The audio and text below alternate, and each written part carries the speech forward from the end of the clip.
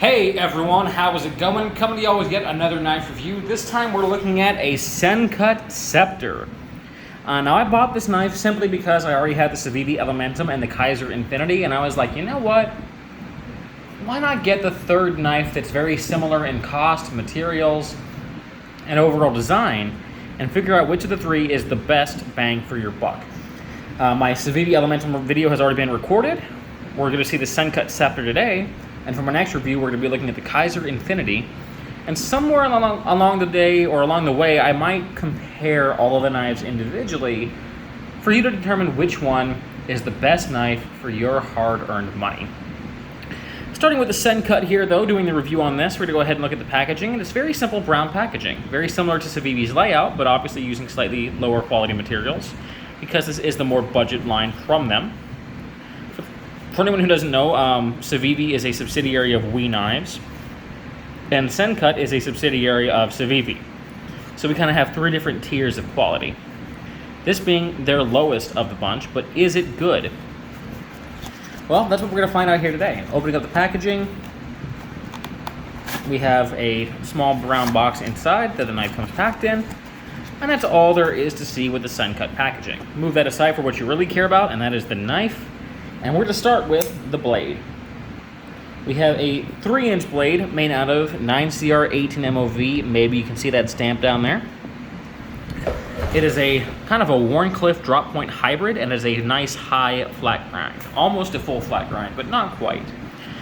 Well, what is 9CR 18MOV? Well, it's a steel that is commonly mistaken as a Chinese 440C. That's not technically true, but I understand why a lot of people think that it is. I believe the Chinese equivalent to 440C is 90CR 18MOV. It's very, very similarly named. 9CR 18MOV is actually a Chinese 440B, which is to say that it's a small step above an 8CR 13MOV, 8CR 14MOV, or AUS 8 or AUS 8A. What does that mean for overall performance? It means it's going to hold an edge for a pretty decent amount of time, again, above the likes of your standard 8CR 13 or AUS 8. It's going to be extremely easy to sharpen, and it's going to have moderate rust resistance. The one I have here has a nice, beautiful stone-washed blade, and it has never rusted on me, even though I live in a very high humidity environment. I did put this through 150 pieces of cardboard alongside the Kaiser Infinity and the Elementum in Damascus, and of the three knives, it did have the lowest edge-holding capabilities of the three.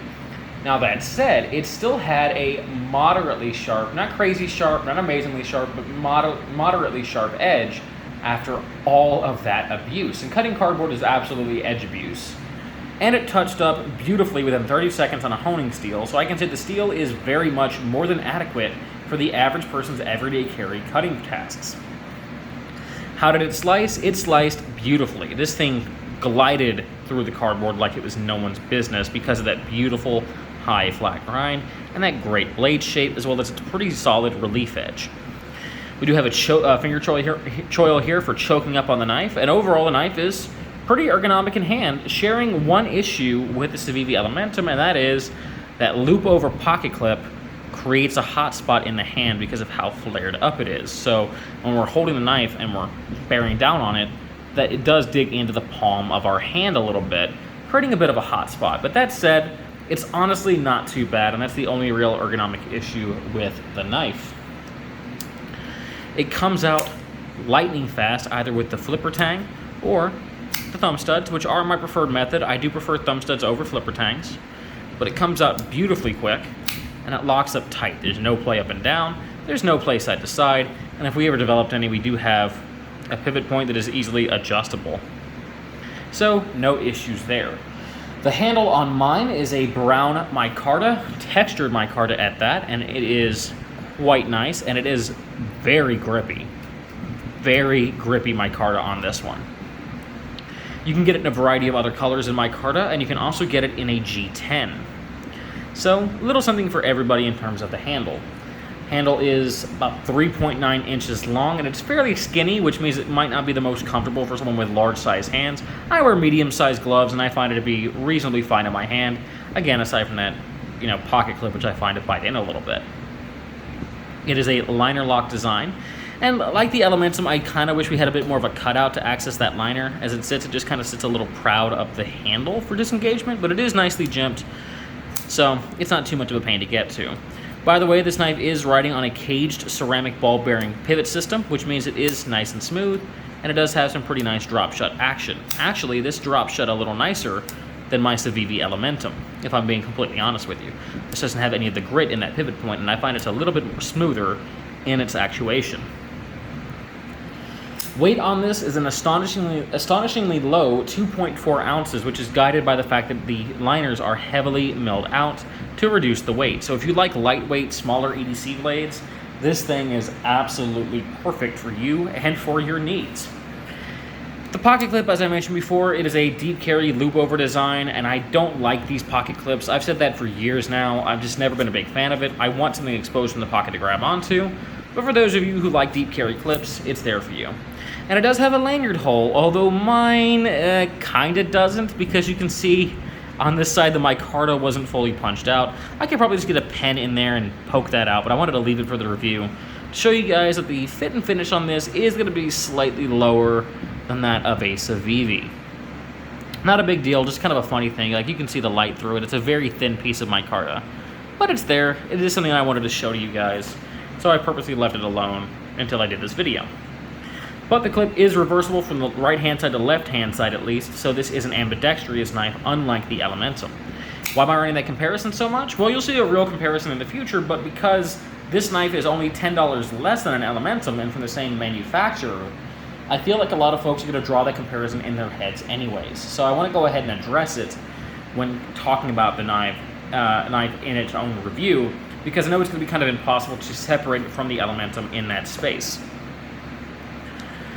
Centering on this knife is beautiful, as you can see, pretty much perfect. Actually, I think it is dead set perfect right there in the middle. And we have a nice flow-through pillar design, so it's going to be very easy to clean out. If I had to give one gripe, it will be the flipper tang on this. While it is nicely jimped and we can get a good grip on it that way, it is pretty small, all things considered. Like, let's bring over the Kaiser Infinity, and you can see the size difference on those flipper tangs. You can bring over the Civivi Elementum. To the size difference on those flipper tangs. So bring over the Gerber Highbrow Compact, and you see the size difference on those flipper tangs. It's a very small flipper tank, so I don't have a problem actuating it, but I can imagine some folks might, so I wanted to go ahead and mention that right now in the video. Price point on this is around $42 if memory serves me, and for $42 it is a hell of a lot of knife for the money, and I do highly recommend this to anyone looking for a great, lightweight, smaller EDC blade that is budget friendly. It is one of the best I've come across in that realm. Competitive options. Let's go ahead and jump in with some of the same ones I show with the Civivi. We have the Gerber Highbrow Compact. Not a great knife. 7CR 17 MOV steel, has lockup problems, is chunky as all get out, weird angle on that pocket clip. Price point is the same as the Sencut Scepter, but quality certainly is not. And then we have the Civivi Elementum. This one is the Damascus Elementum, but a D2 Elementum is only $10 more than a Sencut. And we'll have your choice of G10 or Micarta, just like the Sencut will. And the same overall design as this one.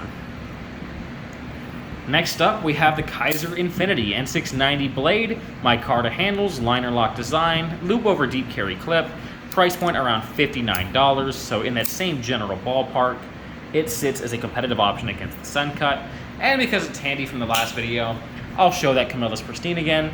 VG10 steel, G10 and stainless steel handles, liner lock design, price point around $50. Kind of a slightly similar blade shape as well. Overall, do I recommend the Sencut Scepter for your hard-earned money as a budget, everyday carry knife under $50? Yes, 100%, I do recommend the Sencut Scepter. I think it's a fantastic blade that isn't getting the love it deserves because it's being overshadowed by its older brother from Civivi. While the Elementum is a hell of a knife, and I love it, I love my Sencut Scepter almost as much. And I know that makes you say, well, if it's almost as much, why should I go for the Sencut instead? And my answer is I only love my Elementum more because my Elementum is the Damascus Elementum, and I don't like D2 steel. If I had the D2 version of the Elementum, my Sencut Scepter would be the pick all day for me over the Civivi. If you live in a high humidity environment, I would recommend the Sencut over the Civivi because the 9CR18MOV is going to resist rust far better than the D2. So there's a possible reason why you might choose the Sencut over the Elementum. Again, I know it's weird that I keep drawing this comparison, but this isn't a comparison video, but I feel like it's an unavoidable comparison that many people are going to make. So, I hope this review was helpful, I hope you enjoyed it, and I hope you enjoy the rest of your day. Until next time, peace, and I'll see you later.